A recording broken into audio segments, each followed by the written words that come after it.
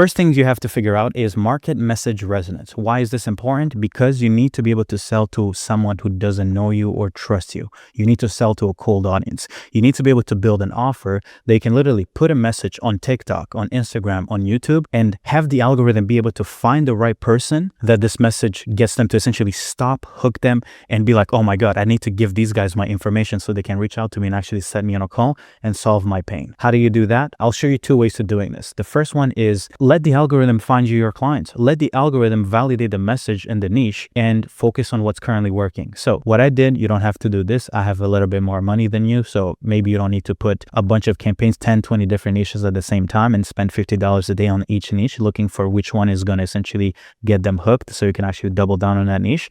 But if you have a bit more money, you can run this playbook. Take $500, pick 10, 20 different niches, spend $30 a day, $50 a day on each niche, one ad set at a time. Keep the campaign broad. You do not want to add some targeting. You do not want to constrain the algorithm. In this case, I let it cook, spend $50 a day. Some campaigns spent $95, only got me one lead. Some others spent $82, $70, only got me one lead. I don't like that. I don't want to be spending $70 a lead unless I'm, want to be competitive and I want to go into a saturated market where the CPMs are stupid expensive. Like look at this niche here. It's $100. This may not be expensive, but this here is expensive. $200 for 1,000 views is ridiculous. $254 for 1,000 impression is kind of ridiculous. So I probably don't want to go there, but all that is irrelevant. All we really care about is can the algorithm find the message, find the prospect, and have it be at a cost that is sustainable. In this case, I found one niche and that niche generated $12 leads. I got 6 leads from $12 spent. I spent $74 in total. So